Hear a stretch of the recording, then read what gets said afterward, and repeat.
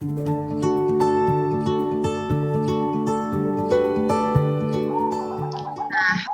ini kita akan membahas mengenai tips dan trik puasa bahagia nih dokter. Em, Mungkin saya persilakan kepada dokter Ratri untuk menyampaikan materinya. Silakan dokter. Baik, ya. Ya nanti kalau ada yang mau ditanyakan atau apa gitu disampaikan aja ya. Karena juga Iya, ini acaranya ngobrol-ngobrol aja ya. Jadi baik. kemarin diberi topik tentang puasa dan bahagia. Sebenarnya kalau mau cari kaitannya langsung, ya bagaimana puasa bahagia mungkin nggak, ya tiba-tiba hari ini puasa terus selalu bahagia, mungkin juga tidak seperti itu. Tapi juga ada sih kaitannya, bisa ada kaitannya, dan kaitannya itu mungkin bukan sesuatu yang sederhana, tapi memang sesuatu yang lebih kompleks seperti itu gitu ya. Kalau kita baca-baca gitu, apakah puasa itu meningkatkan kebahagiaan gitu ya. Kalau di psikiatri itu bahagia itu terkait dengan ini ya, dengan neurotransmitter gitu ya, neurotransmitter di dalam otak gitu. Ada yang namanya neurotransmitter bahagia, namanya serotonin gitu. Dan serotonin ini apakah bisa meningkat nih ketika apa namanya ketika berpuasa. Saya kemarin malah menemukannya bukan ke serotoninnya ya, tapi ke arah ada yang namanya BDNF, brain derived neurotrophic factors gitu ya. Jadi suatu suatu apa namanya suatu kimia di dalam otak yang ternyata dia fungsinya adalah menyuburkan sel-sel otak gitu ya. Sel-sel otak termasuknya sel yang tadi ya, sel yang terkait dengan serotonin. Dan ternyata dengan puasa itu ada di literatur, juga ada di jurnal, itu bisa meningkatkan BDNF ini tadi gitu ya. Jadi brain derived neurotrophic factor-nya tadi bisa meningkat sehingga sel-sel otak kita tetap sehat, sehingga kita pun juga bisa lebih merasakan bahagia, senang atau bahagia seperti itu ya. Dan kalau hal-hal lain sih, kalau bahagia itu sebenarnya nggak apa ya, bisa dikaitkan dengan hal yang lain juga gitu ya. Bahagia itu yang utama itu ada di hati gitu ya, di hati. Dan itu mungkin nanti pembahasannya bisa jadi banyak, mungkin salah satunya itu, mungkin mau ada yang ditanyakan dulu deh. Nah, ini menarik nih dokter mengenai yang pertama tadi ya dokter tentang definisi bahagia itu sendiri apa, kemudian hubungannya dengan puasa. Nah, sebenarnya kalau menurut dokter Ratri sendiri, puasa yang bahagia itu seperti apa sih dokter? Apakah kita yang selalu apa ya istilahnya tertawa atau ceria atau mungkin lebih ke arah mana dokter? Untuk definisi bahagia sendiri itu, jika dikaitkan Ya, dengan psikiater ya dok. jadi kalau di kemarin sempat baca-baca juga, katanya sih senang sama bahagia itu suatu hal yang berbeda. Kemudian juga ada juga yang menyampaikan bahwa ini ya, kalau di psikiatri itu ada yang namanya mood dan juga afek atau emosi gitu ya. Kalau mood itu suasana perasaan yang cenderung menetap gitu. Kalau afek atau emosi itu yang sekilas aja pada saat itu dirasakan. Jadi kalau kita bilang gimana, apakah puasa yang bahagia itu puasa yang penuh dengan senyuman, yang kita senang terus gitu ya. Katanya sih kalau itu sebenarnya senang, tapi kebahagiaan itu rasanya itu lebih menetap. Jadi suasana perasaan yang lebih menetap, yang kemudian bisa lebih jangka waktu panjang, kita merasakan tenang, merasakan nyaman. Nah, itu yang lebih disebut dengan bahagia. Bagaimana kita agar menjalani puasa yang bahagia, dalam artian tadi ya, kita bisa mencapai puasa yang kemudian membuat suasana perasaan kita ini yang lebih baik dalam jangka waktu panjang gitu ya. Jadi sebenarnya kalau saya ini ya, puasa ini adalah suatu bentuk dari ini juga, suatu pendekatan perilaku. Jadi seperti kita tahu ya bahwa puasa itu ada tingkatan-tingkatannya gitu ya. Ada puasanya yang hanya orang yang menahan lapar gitu ya, menahan lapar dan haus. Ada yang kemudian puasanya itu benar-benar berusaha dari hatinya gitu ya, untuk kemudian memperbaiki perilakunya dan sebagainya. Yang kemudian puasa yang baik itu bisa menjadikan seseorang itu bertakwa. Ketakwaan itu juga salah satu kebahagiaan ya, karena kebahagiaan yang sungguhan tuh mungkin bukan cuman suatu hal yang senang aja kemudian nanti hilang, lupa lagi ya, habis ketemu sama teman misalnya rasanya senang, nanti nggak ketemu sama teman lagi rasanya sepi lagi. Nah itu mungkin senang aja gitu ya, tapi belum bahagia. Nah kalau yang bahagia ini sifatnya lebih panjang. Jadi benar-benar kalau mau bagaimana puasa yang bahagia, maka ya benar-benar dikondisikan tadi ya, karena bahagia itu adalah modifiable dan itu datangnya dari hati, maka yang pertama memang harus dikondisikan adalah hatinya. Gitu. Bagaimana hati itu memang bertekad untuk puasa dengan baik. Gimana yang baik itu? Salah satunya itu adalah puasa itu ya benar-benar dibuat sesuai dengan apa yang ditulis untuk puasa gitu ya. Jadi misalnya puasa itu akan diganjar pahala misalnya gitu ya, di hadis Bukhari Muslim tuh akan diganjar pahala untuk orang yang memang ini ya, memang dia ikhlas berpuasa dan kemudian tidak mengharapkan yang lain, misalnya dilihat oleh orang lain gitu ya. Jadi bagaimana puasa, salah satunya yang bahagia adalah ketika kita memang ya udah kita mau puasa untuk ibadah, nggak ada yang misalnya karena kepaksa biar dilihat orang atau yang apa, itu pasti puasanya nggak bahagia gitu ya. Apalagi kalau karena orang lain kemudian orang lainnya tidak memberikan apresiasi atau tidak merespon kita dengan baik, nah itu pasti akhirnya tidak bahagia. Jadi yang pertama itu adalah ikhlas, dan ikhlas itu dari hati dan bukan dari orang lain gitu ya. Kalau kita mengharapkan sesuatu, biasanya salah satu masalah adalah ketika kita mengharapkan sesuatu pada orang lain dan ternyata orang lain itu tidak memberikan balasan sesuai dengan yang kita inginkan, seperti itu ya. Nah itu biasanya pasti bikin tidak bahagia. Itu. Wah, ini Masya Allah sekali ya. Berarti bahagia ini lebih deep ya dokter ya, daripada rasa senang, daripada sekedar tertawa-tertawa. Itu karena seperti yang sudah dijelaskan oleh dokter Fitri tadi, bahwa untuk mencapai sebuah kebahagiaan, kita perlu menata hati. Nah, salah satu caranya adalah dengan berpuasa sebaik mungkin ya dokter, baik dari niatnya, kemudian juga dalam menjalankan puasa itu sendiri, selain lapar juga melakukan berita-berita apa yang lain. Nah, kemudian dokter, ada nggak sih cara ya, supaya kita bisa mengondisikan hati? Kan kita biasanya tuh hati tuh naik tuh, yang lagi suka banget apa kegiatan-kegiatan yang bermanfaat. Kadang juga ada banyak godaannya nih dokter. Nah, bagaimana sih dok, supaya puasa kita itu jadi lebih bermakna seperti itu dokter? Kalau menurut versi dokter. Betul. Jadi kalau tadi tanya bagaimana apa kaitannya dengan puasa yang bermakna gitu ya. Jadi memang kalau dibaca-baca juga nih tentang kebahagiaan, beberapa teori itu mendefinisikan kebahagiaan itu memang bukan hanya perasaan, tapi memang tadi ya perasaan yang menetap, dan itu kemudian juga dikaitkan juga dengan kebermaknaan tentang hidup itu gitu ya. Jadi memang bahagia itu tidak hanya tentang perasaan, tapi bagaimana yang dilakukan itu juga bermakna. Nah, seperti itu ya.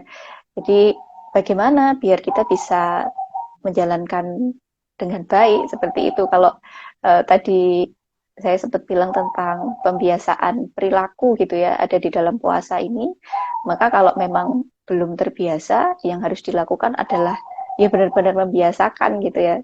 Kalau di terapi perilaku itu ya, misalnya ya biasanya itu dilakukan pada orang yang misalnya takut atau fobia gitu ya. Fobia terhadap sesuatu, maka dia akan didekatkan misalnya dengan sesuatu itu sampai kemudian dia tidak takut lagi, kayak gitu ya. Nah, seperti halnya pemaksaan tadi ya secara perilaku. Nah, maka sebenarnya kalau kita ingin puasa dengan hati yang bahagia atau kemudian dengan makna, ya kita kalau memang belum terbiasa, kita harus cari tahu apa sih yang sebenarnya harus kita dapatkan dengan berpuasa ini. Oh, misalnya kalau dibaca ya nanti menjadi orang-orang yang bertakwa, misalnya seperti itu. Seperti apa orang-orang bertakwa? Oh, misalnya dari ibadahnya, oh misalnya dari apa gitu ya, dan lain sebagainya. Nah, maka yang kita lakukan adalah memaksa diri kita untuk itu dulu, dipaksa dulu sampai kemudian dalam melakukan itu tadi ya dipaksa hingga kemudian hatinya juga akan ikut merasakan itu ya. Jadi memang kalau belum terbiasa memang harus dipaksa dulu itu. Ya, berarti bisa dikatakan bahwa dipaksa, dipaksa, kemudian hingga terbiasa, begitu ya dokter ya. Betul. Kan mau nggak mau kalau ketika puasa dipaksa, nggak boleh makan, nggak boleh minum, kemudian tidak boleh berkata yang buruk, misalnya seperti itu ya, tidak boleh menggibah dan sebagainya gitu. Mau nggak mau ketika kita melakukan itu dengan lapang dada, akhirnya kita akan terbiasa. Bahkan mungkin ketika harapannya selepas bulan Ramadan pun perilaku itu menetap pada kita. Jadi kita kemudian juga tetap menjaga makan minum kita agar tidak berlebihan. Kemudian mungkin kita juga menjaga perilaku kita. Ya meskipun udah nggak puasa, mungkin juga nggak gibah lagi, nggak cuman pas puasa aja gitu ya. Mungkin seperti itu harapannya sih. Mungkin kita bisa menyadari kebermaknaan itu. Jadi ada yang berubah setelah kita menjalani puasa. Iya, betul. Sangat sangat menarik sekali insight dari Dokter Ratri. Nah, ini ada dari Dokter Fahrul. Ya, menata hati ikhlas di bulan Ramadan. Iya, dokter. Selalu puasanya. Untuk bergabung, mungkin jika ada pertanyaan bisa dituliskan di kolom komentar. Nanti akan insya Allah dijawab oleh dokter. Gitu ya dok ya. Nah dokter, uh, bagaimana dokter untuk bulan Ramadan ini? Kira-kira apakah lancar puasanya? Atau kan ada di pandemi ini tahun kedua kita ya dokter ya di Ya, pandemi tahun puasa. kedua Ramadan di pandemi ya. Apa yang paling dirindukan dokter dari Ramadan sebelumnya? Apa ya? Ya, macam-macam ya. Mungkin pertemuan dengan saudara-saudara yang lain yang bisa bertemu langsung. Sekarang masih belum boleh bertemu langsung. Seperti itu ya. Mungkin juga termasuknya ke masjid. Itu yang mungkin sekarang juga masih terbatas ya. Tuh. Nah, dengan adanya kendala-kendala itu, beberapa orang menyatakan bahwa akhirnya mereka tidak bisa merasakan bahagia begitu. Nah, sebenarnya Hmm. mungkin nggak sih dokter hal-hal dari eksternal itu mempengaruhi kebahagiaan kita. Jadi bukan hanya sekedar mempengaruhi mood. Kalau mood mungkin bisa berubah-ubah ya dokter ya. Nah itu bagaimana dokter? Ya, apakah kondisi dari eksternal itu bisa mempengaruhi kebahagiaan kita? Saya jawab, apakah bisa? Bisa. Itu ya. Tapi sebenarnya keputusannya untuk kita bahagia atau tidak itu sebenarnya tetap ada di kita. Karena tadi ya kebahagiaan itu uh, dari hati dan hati itu juga yang merasakan adalah kita gitu. Uh, ada mau misalnya dulu di pandemi misalnya kalau ditanya ketika mungkin kurang bisa merasakan dengan hatinya gitu ya mungkin masih tetap ada kurangnya gitu ya tapi ketika seseorang bisa menghadirkan bahagia itu di hatinya mungkin dia akan merasa cukup merasa bisa memaknai semua hal yang memang terjadi gitu ya sehingga dalam kondisi apapun mungkin kebahagiaan itu juga akan tetap ada gitu ya karena nggak ada materi apa ya nggak ada yang membuktikan bahwa materi yang seperti apa gitu yang membuat bahagia itu enggak jadi memang bahagia itu keputusannya ada di hati tapi memang ya tadi ya ada hal-hal dari luar yang mungkin akan mempengaruhi kebahagiaan kita dan itu ini ya bisa aja mungkin aja terjadi. Wah, berarti ternyata mungkin memang ada istilahnya ada badai, tapi tetap kita yang mengondisikan dari hati kita sendiri ya dokter ya. Dan itu diperkuat dengan salah satunya adalah ibadah kepada Allah Subhanahu Wa Taala. Ya. Sebetulnya masih belum ada yang bertanya nih dokter. Uh, Mungkin kalau misalkan dari segi psikiater ya dokter, itu kebahagiaan paling tinggi itu apa sih dokter sebenarnya? Yang bisa membuat manusia itu paling merasakan bahagia kalau menurut di ilmu psikiater itu apa dokter? Apa yang paling membuat manusia bahagia, seperti itu ya. Apa ya, mungkin kalau dari makna dari kesehatan jiwa itu sendiri sih adalah ini ya, dari kesehatan dan kesehatan jiwa itu bahwa manusia itu bisa berfungsi secara optimal dengan badannya gitu ya, jiwanya, secara sosial, secara spiritual itu berfungsi secara optimal. Dalam artian dia juga bisa produktif menghasilkan sesuatu seperti itu ya. Jadi mestinya ketika mampu melaksanakan itu dengan memang dengan apa ya, bukan karena terpaksa, ya itulah dia kebahagiaan. Dimana dengan kondisi fisik kita, kondisi mental kita, kondisi sosial kita, dan juga spiritual, kita bisa melakukan sesuatu yang memang produktif dan membantu orang lain untuk masyarakat. Mungkin itu sih kalau dari makna kesehatan sendiri ya, kesehatan jiwa itu sendiri sih seperti itu. Berarti mencakup banyak aspek ya dokter ya, Betul. termasuk ya berarti kalau dari penjelasan dokter Ratri tadi yang bisa saya tangkap adalah bahagia itu ketika kita bisa bermanfaat ya dokter ya untuk orang lain dari berbagai macam aspek ya dokter. Baik, Betul. Dan mungkin ada satu lagi ya, kaitannya bahagia itu ketika tadi ya, juga terkait dengan kebermaknaan. Bermakna itu biasanya sih nggak untuk diri kita sendiri ya, untuk diri kita sendiri, tapi juga tadi bermanfaat untuk orang lain. Akhirnya dari kebermaknaan ini, ada sesuatu hal yang mungkin bisa membuat kita bahagia tadi adalah adanya tujuan. Jadi biasanya kalau ini ya, remaja atau anak muda atau pemuda zaman sekarang biasanya yang bermasalah dan berkonsultasi itu adalah ketika mereka merasa nggak ada sesuatu yang akan ia capai, yang untuk dia kejar dalam hidup ini gitu ya. Jadi dengan adanya tujuan, maka biasanya itu akan mempermudah untuk kita bahagia. Karena udah jelas ya, berarti tujuannya apa yang ingin kita capai, makna dalam hidup kita apa, sehingga dari langkah-langkah itu akan membuat kita bisa untuk bahagia. Dibanding ketika tidak ada tujuan, hati mungkin rasanya kosong, seperti itu ya. Nah, itu yang biasanya akhirnya menimbulkan masalah. Dan tentunya tujuan yang terbaik adalah tujuan yang memang, yang ini ya, tujuan yang memang pantas untuk kemudian dicapai. iya. Nah, menambah lagi insight kita ya bahwa harus menetapkan tujuan dan tujuannya ya berarti didasarkan kalau misalkan ya kita sebagai orang Islam berarti harus sesuai dengan Islam gitu ya dok ya. Nah, ini ada pertanyaan bagaimana dok menjaga mood bahagia di bulan Ramadan? Kadangkala ada fenomena semakin hari berlalu pula rasa memaknai Ramadan. Nah, ini juga biasanya kan tarawih awalnya full ya dari masjid itu sampai ke teras, makin hari tinggal 2 baris, 3 baris. Nah, ini bagaimana dokter? Mengalami kemajuan ya, safnya maju ya. Iya. Ya, jadi bagaimana sebenarnya nggak cuma di bulan Ramadan ya. Kadangkala itu ada teman-teman yang kok kayak nggak ada rasanya sih sehari-hari ini ya menjalani rutinitas kayak gitu ya. Termasuknya di bulan Ramadan mungkin yang dari awal kita menjalani mungkin akhirnya merasa ya udah gitu ya.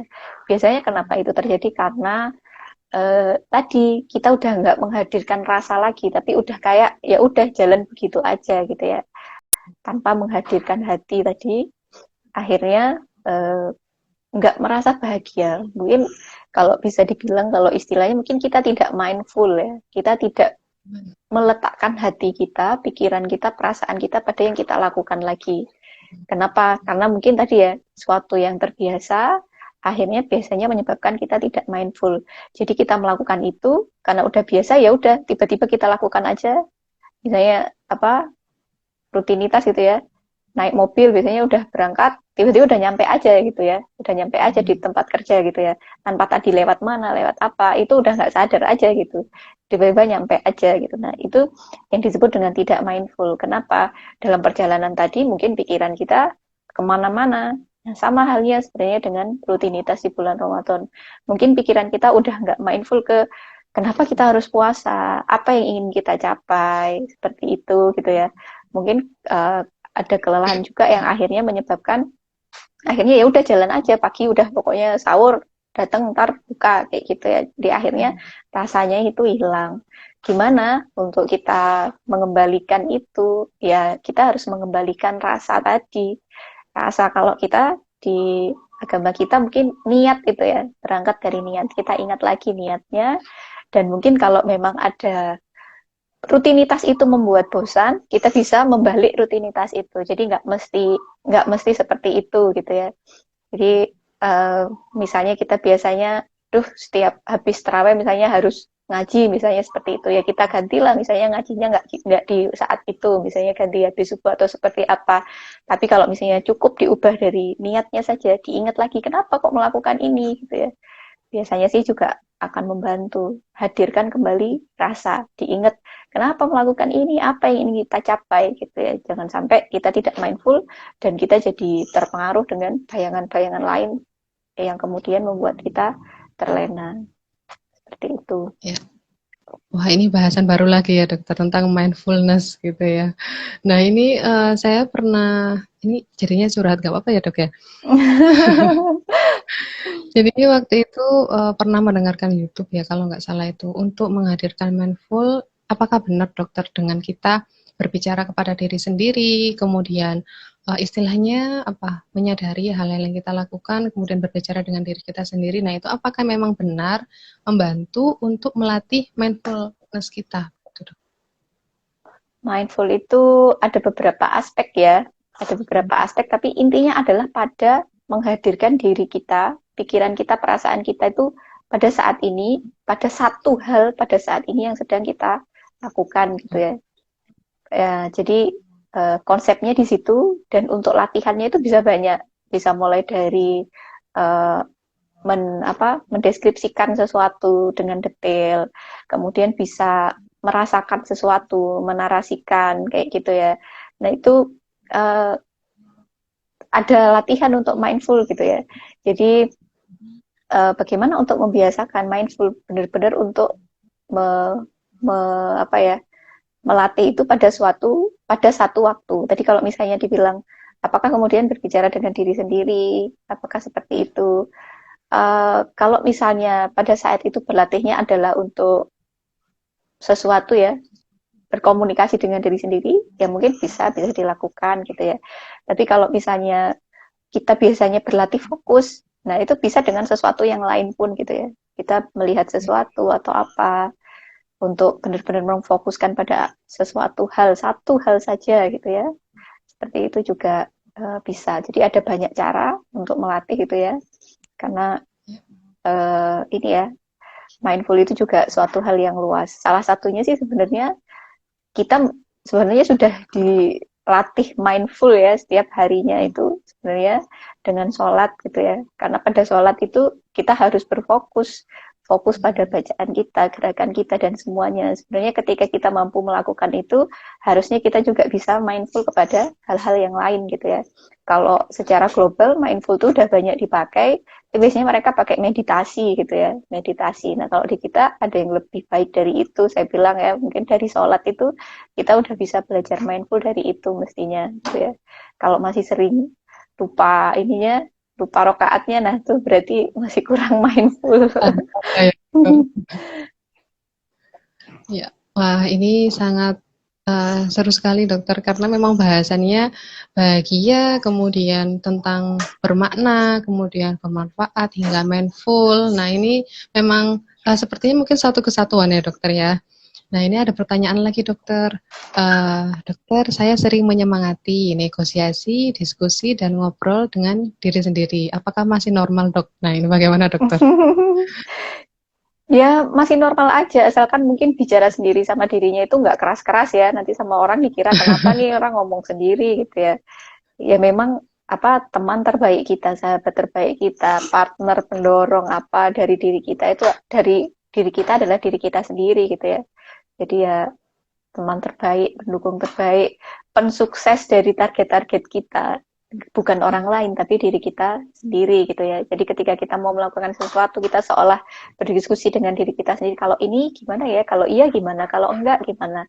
itu boleh dilakukan gitu ya. Tapi ya tadi ya dengan cara yang mungkin nggak bikin kita terlihat aneh. Kalau di itu apa namanya? Biasanya kita juga masih terkait dengan apa namanya? Biasanya dengan kontrol emosi atau kemudian kontrol perilaku. Biasanya memang kita harusnya begitu. Kita berdiskusi dengan diri kita sendiri. Kalau ini kulakukan, baik nggak? Kalau ini nggak kulakukan, baik nggak? Baru kita lakukan gitu ya. Baru kita ambil keputusan. Nggak impulsif, tiba-tiba kita melakukan apa aja yang terpikir begitu saja. Ya. Nah, semoga menjawab untuk pertanyaannya. Nah, ini ada lagi pertanyaan dokter. Apa bedanya mindful dengan meditasi, dokter? Mindful itu dilakukan dalam segala kegiatan ya mestinya ya. Jadi mindful itu berfokus pada saat ini dan sekarang, pada hal yang sedang kita lakukan. Jadi misalnya kita makan, ya kita mindful pada makan, kita rasakan makan itu, rasanya gimana, dan sebagainya gitu ya.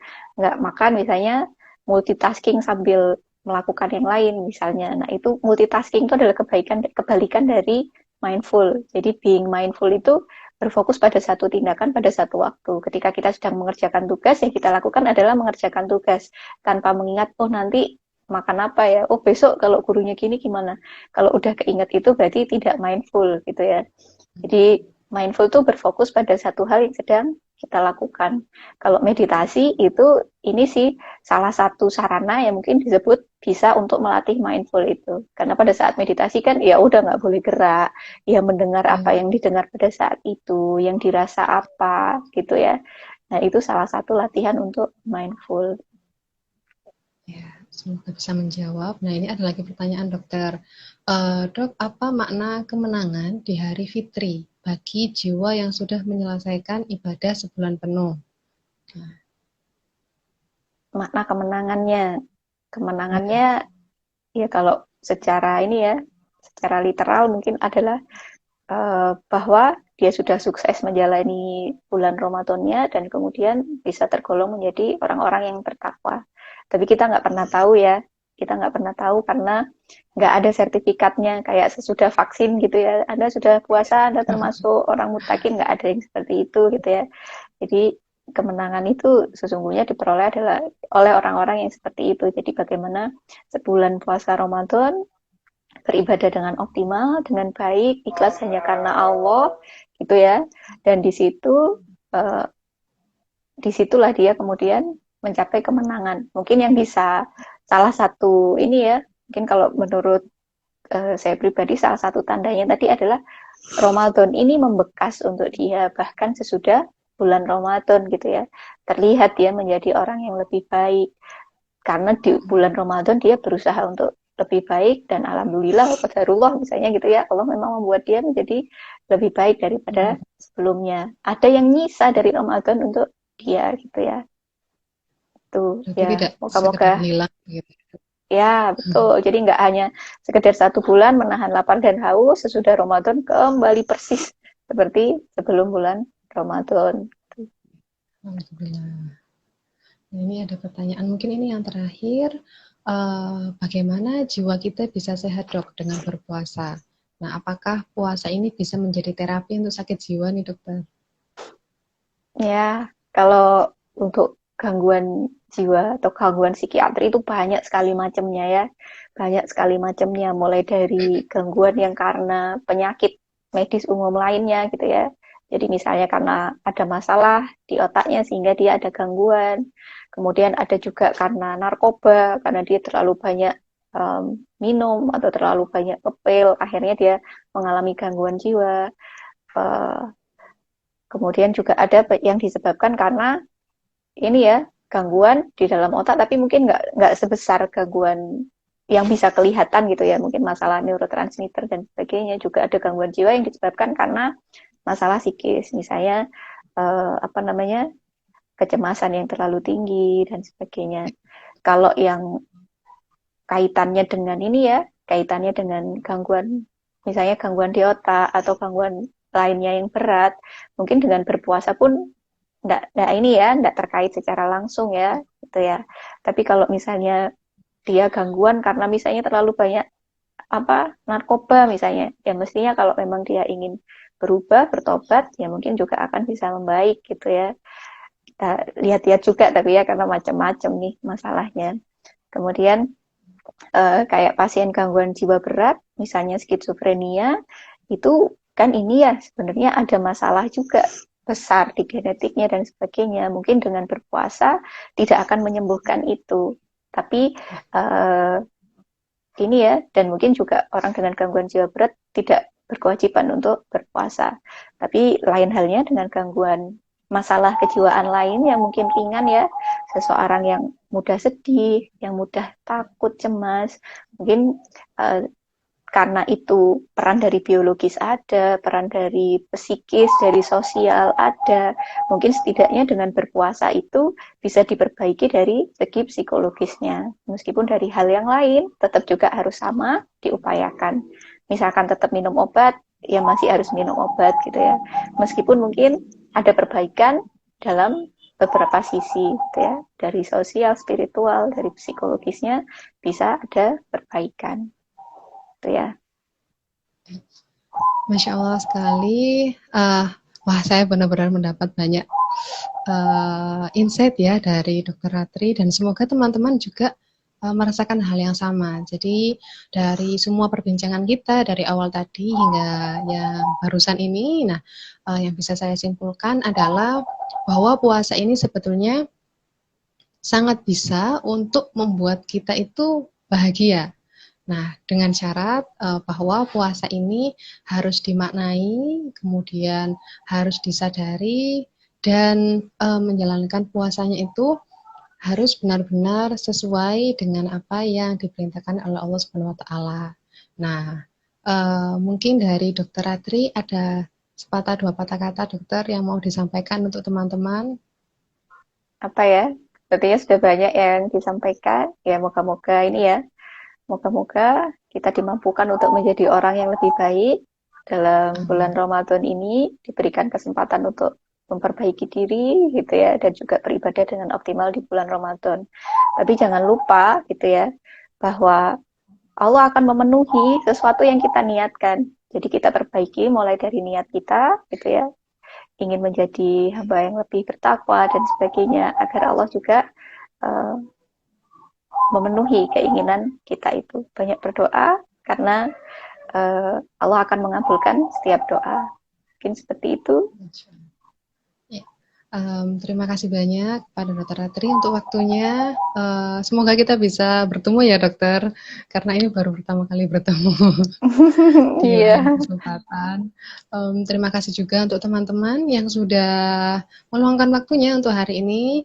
Jangan lupa untuk mengikuti agenda-agenda PSMI Kota Malang di minggu-minggu selanjutnya, karena akan ada topik-topik yang lebih menarik tentunya. Mungkin itu saja. Dari saya, mohon maaf jika ada kekurangan. Semua itu adalah dari saya sendiri, dan jika ada kelebihan maka itu datangnya dari Allah Subhanahu wa taala. Baik, kita tutup ya dokter. Terima kasih banyak dokter. Wassalamualaikum warahmatullahi wabarakatuh. Sampai jumpa. Waalaikumsalam warahmatullahi wabarakatuh. Terima kasih. Terima kasih dokter.